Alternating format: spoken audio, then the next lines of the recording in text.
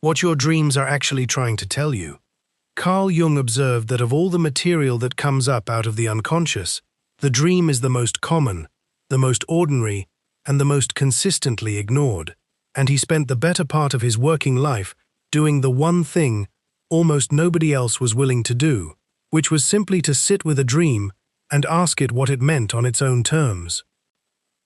Here is where I want to start, with a line Jung wrote in a letter to a woman named Fanny Bowditch in 1916. He wrote, "Who looks outside, dreams, who looks inside, awakes."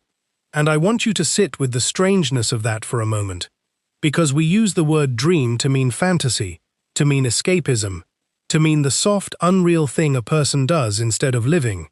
And Jung turns that completely on its head. He is telling you that the person who never looks inward, who spends every waking hour managing appearances and chasing the next outer thing, that person is the one actually asleep.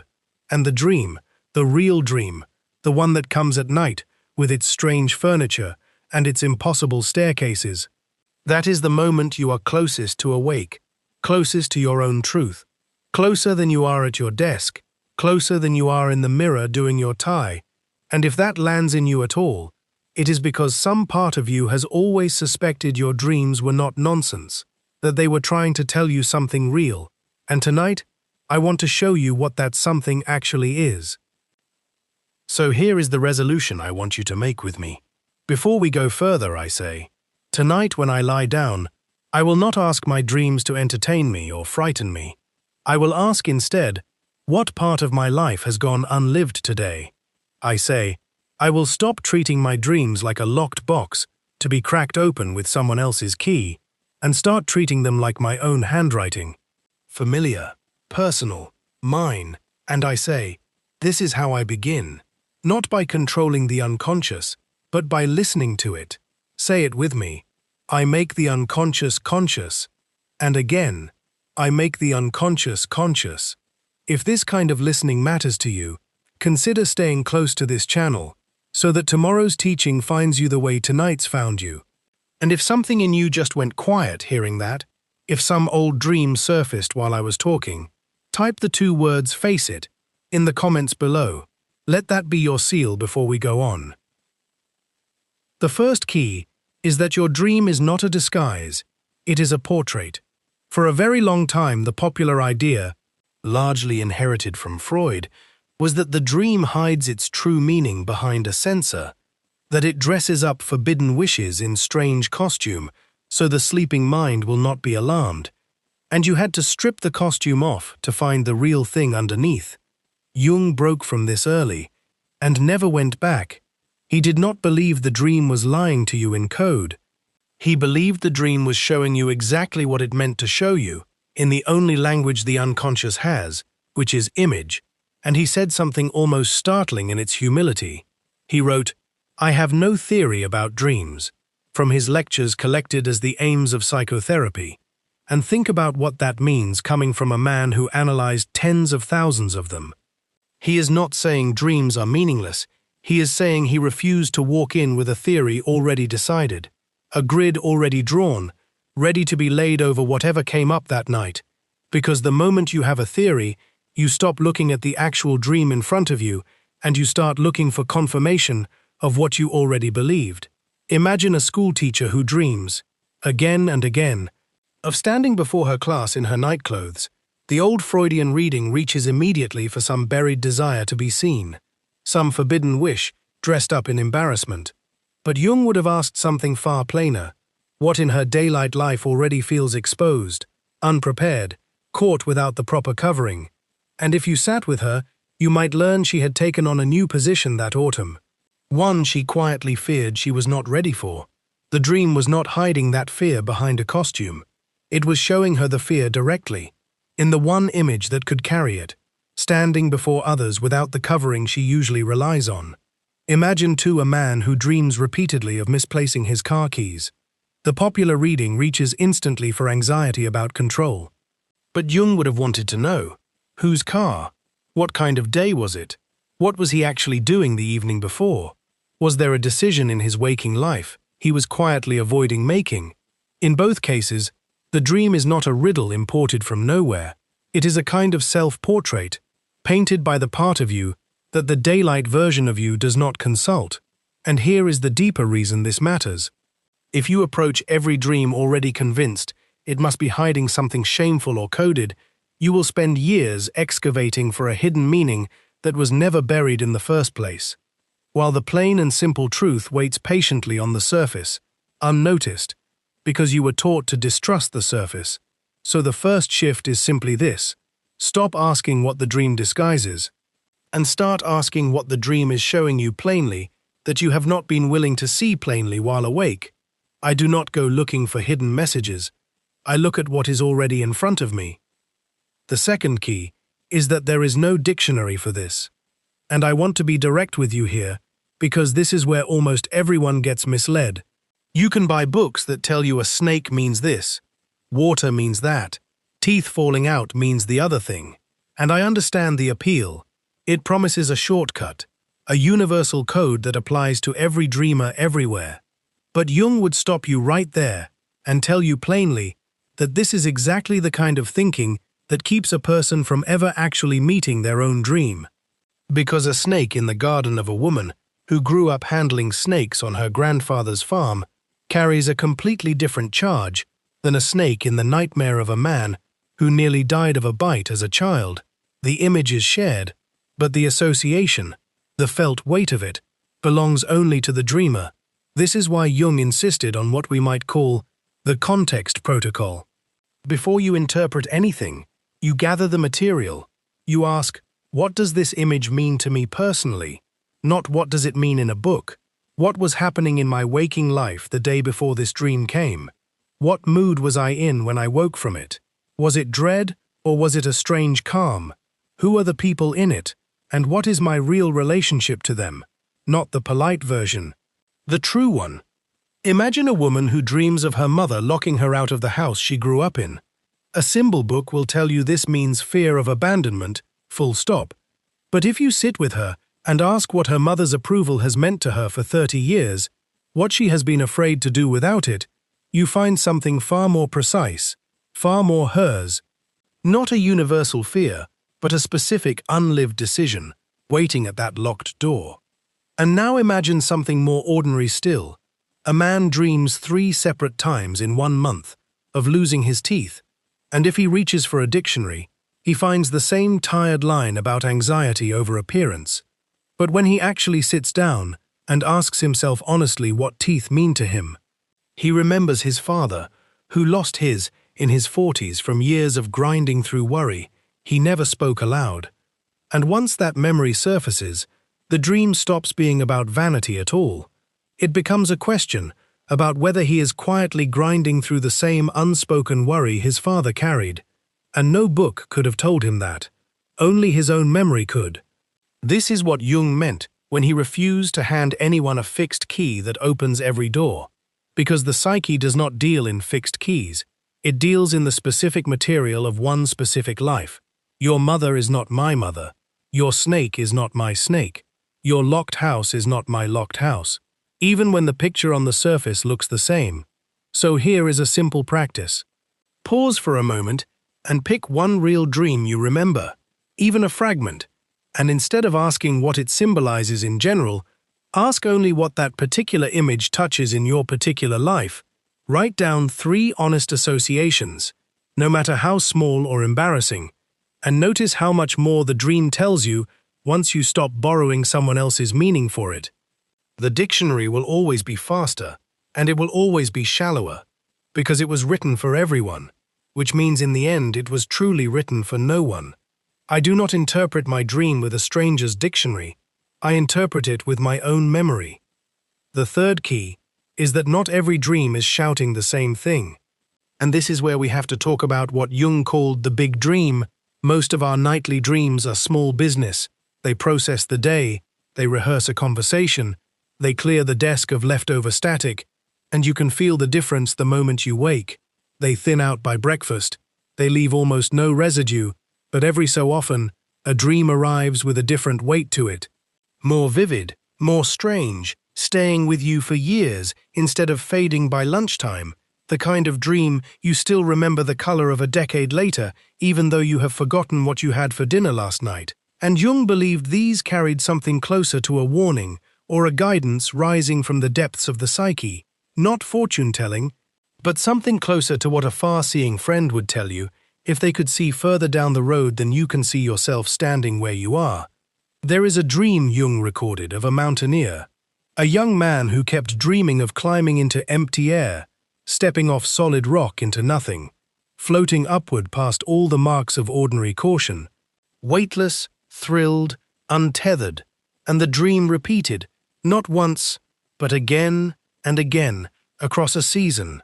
And Jung understood it as a warning about a certain reckless one-sidedness already alive in the young man's waking attitude, a hunger to rise above ordinary limits without respect for the ground that holds a person up. And not long after, the young man died in a mountaineering accident, stepping, as it were, into the very air his dream had shown him long before his boots ever left the rock. Now I want to be careful with you here, the way Jung himself was careful. This was not prophecy. The dream did not know the future the way a fortune-teller claims to know it, sealed and waiting to be revealed. It was anticipation, the unconscious quietly drawing out the logical conclusion of an attitude that was already fully formed in the man's waking life. If you keep walking toward the edge is where you eventually arrive. The dream simply had the honesty to show him where his own trajectory was already heading, long before daylight caught up to it. This is the distinction Jung insisted on again and again. A dream does not predict a fate fixed somewhere outside you, untouchable, already written. A dream reads the pattern already alive and moving inside you, and shows you its natural resting place if nothing changes. And this is also why he never trusted a single dream in isolation. Taken alone, even a striking image can mislead you. He trusted the series instead. One dream is a sentence, 10 dreams over a season are a paragraph, and only the paragraph tells you what the psyche is actually working through night after night. Think of it almost like weather and climate. One strange dream is a single overcast morning. It tells you very little on its own, but a pattern held across weeks, the same landscape returning, the same figure appearing in different disguises, the same falling or drowning or being chased. That is climate. That is the psyche naming something it needs you to finally notice.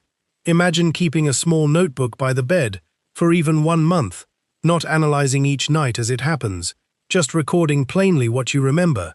3 lines, 5 lines, whatever comes.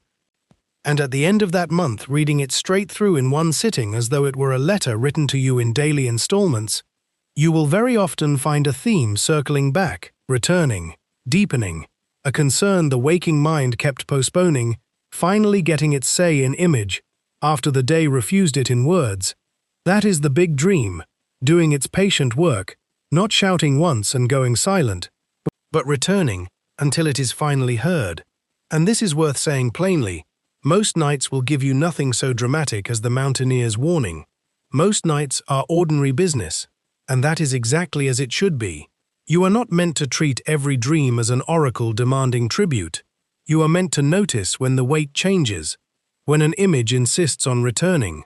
When a single night's dream refuses to thin out the way the others do, that shift in weight is the psyche telling you to stop skimming and start reading closely.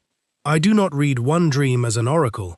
I read the pattern across many as a compass. The fourth key is that the dream's real job is balance. Jung used the word compensation for this, and the idea is tender rather than mechanical. He asked, in his 16th volume, what conscious attitude does this dream compensate?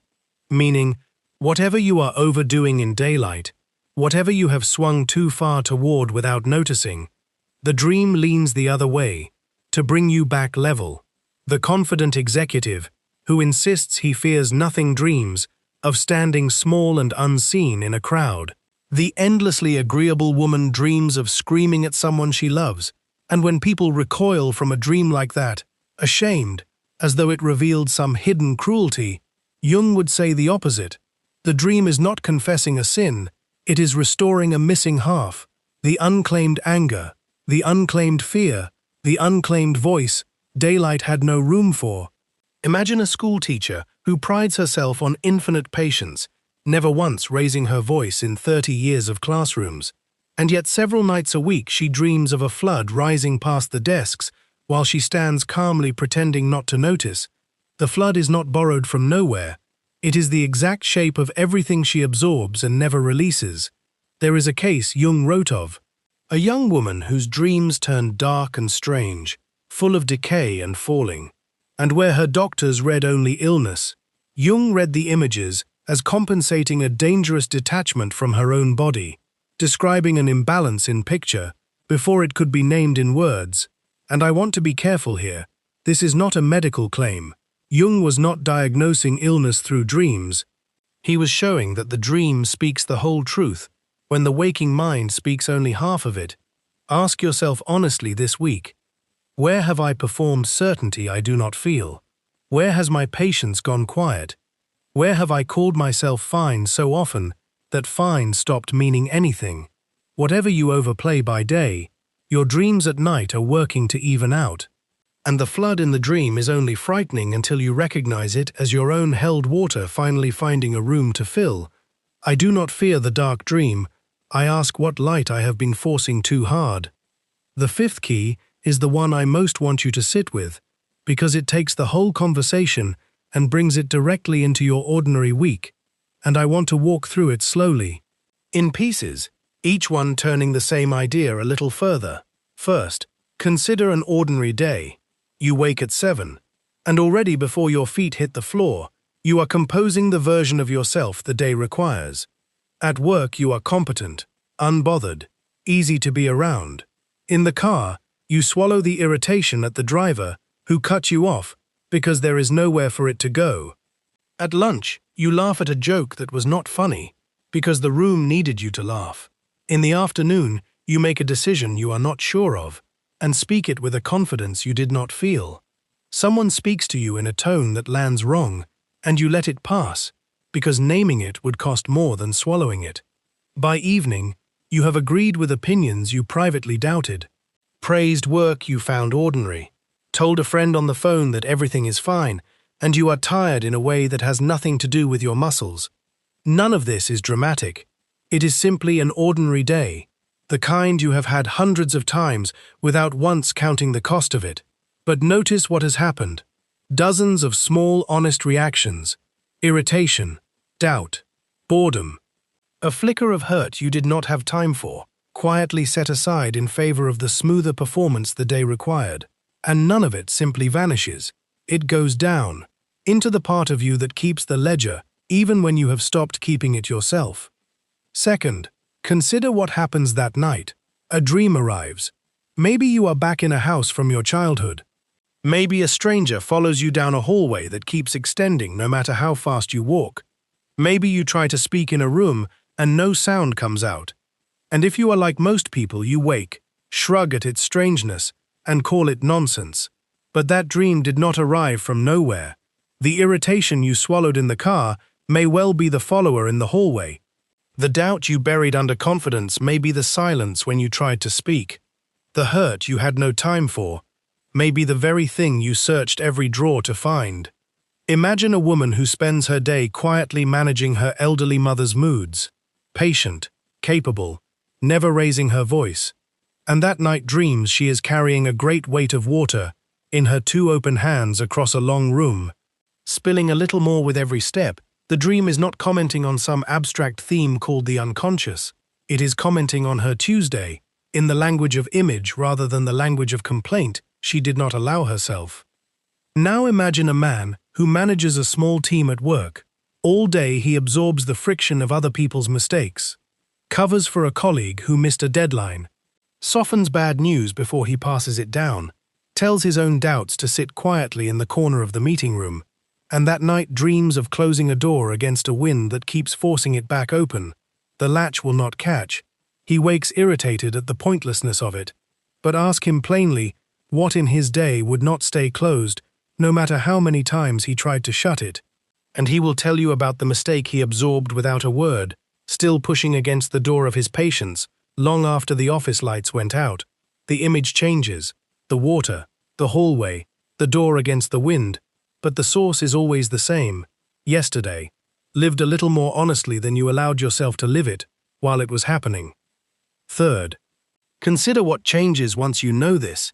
You stop dismissing a strange dream as noise and start asking, quietly, before the day pulls you back into performance, what did I set aside yesterday that wanted a hearing? Pause for a moment and pick one real thing you felt and did not say, and simply admit it to yourself now, plainly. That is the whole practice. And slowly you let a few of those honest reactions surface while awake, not as outbursts, but as small, honest admissions. That did bother me.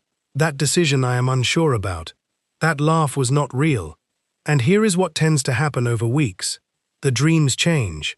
Not because you solved some mystery, but because the ledger is being kept current in daylight, instead of piling up at night waiting for you. And there is a fourth thing worth saying, because someone listening is thinking, but some nights I do nothing unusual at all, an ordinary quiet day, and still the dream comes strange and heavy. And this is true, because the ledger is not only one day, it is the running account of weeks and months you have not settled. A quiet day can still dream loudly if it is the day the account comes due. So do not measure the size of the dream against the smallness of the day before it. Measure it against everything still unspoken beneath all the days gathering behind it. This is what it means for the dream to be the other half of the very same life you are living, keeping its own honest account of what you would not admit. And the work is not to interpret every dream perfectly. Some fragments never resolve, and that is all right. The work is to take dreaming seriously enough to ask each morning what part of yesterday, or of all the yesterdays quietly gathering behind it, was finishing itself in image, not as a chore, but as a kind of gentle honesty you owe no one but yourself. I do not treat my dream as a stranger's message. I treat it as my own unfinished sentence from the day before. The sixth key is the one that might surprise you most, because after everything we have said about listening, gathering context, tracing the series, asking what is compensated, Jung also gave one more instruction, and it is almost the opposite of all that effort. In Man and His Symbols, he said that after you have truly sat with a dream, after you have done the honest work of asking what it shows you, you should then, in his words, forget it all. And I want you to hear the wisdom hiding in that. Because there is a way of relating to your dreams that becomes its own performance, endlessly analyzing, endlessly hunting for meaning, treating every image as a puzzle that must be solved before you are allowed to move on with your day. And that too becomes a kind of avoidance, a way of staying busy with the dream, instead of actually living differently because of it. Imagine a woman who wakes from a dream of standing in a burned field, and instead of simply sitting with the plain fact that something in her life feels scorched and needing to lie fallow for a season, she spends the whole morning cross-referencing old notebooks, searching for every time fire ever appeared to her, building a private archive, and by noon, she has an elaborate theory, and not 1 ounce of it has changed how she actually spends her afternoon. She has turned the dream into a hobby instead of a hearing. Jung's method was never meant to make you a permanent detective of your own sleep. It was meant to open a door, let you glimpse what was asking to be seen, and then let you close the door gently and go live, trusting that if it matters, it will return. The dream that truly needs you will come back in another form, another night, another image circling the same unclaimed truth. This is why he trusted the series over the single fragment. Because the psyche is not impatient the way we are. It does not need you to crack the whole code by breakfast. It will simply knock again, more plainly, if the first knock went unanswered. So you do not need to hold on to every fragment. You do not need a folder of decoded symbols. You need only the willingness, each morning, to ask honestly what your dreams showed you plainly, and then the humility to let the rest go. Live your day, and trust the series to keep speaking if there is more to say. This is the quiet confidence Jung had in the psyche itself, that it is not trying to trick you, it is trying, patiently, across years if necessary, to bring you back into balance, and there is a kind of grace in that you are not required to be your own oracle every waking hour. that the same faithfulness which sent the dream last night will send another tomorrow if tonight's is not yet heard. I do not chase every dream to its end. I hear it once honestly and let the rest unfold in its own time. Here is the whole picture. The dream is not a disguise. It is a portrait. There is no dictionary for it, only your own honest context. One dream is a sentence, but the series is the paragraph that tells the truth.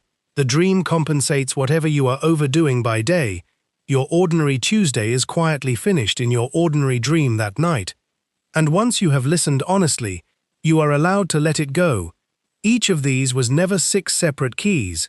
They were 6 turns of the very same key, which is simply this. Your dreams were never speaking a foreign language. They were speaking to you in the only voice left when your waking hours grew too crowded to listen. And that is not something to fear. It is something almost tender when you finally see it. A part of you that has been faithfully keeping your account this whole time, waiting only for you to open the letter. So tonight, when you lie down, I say again with you, I make the unconscious conscious, and once more, I make the unconscious conscious. And if you have ever woken from a strange dream and wondered, quietly, half embarrassed, whether it was trying to tell you something real, I think you already know the answer. It was. It always was. And the only real question left is whether tonight, for once, you will actually listen.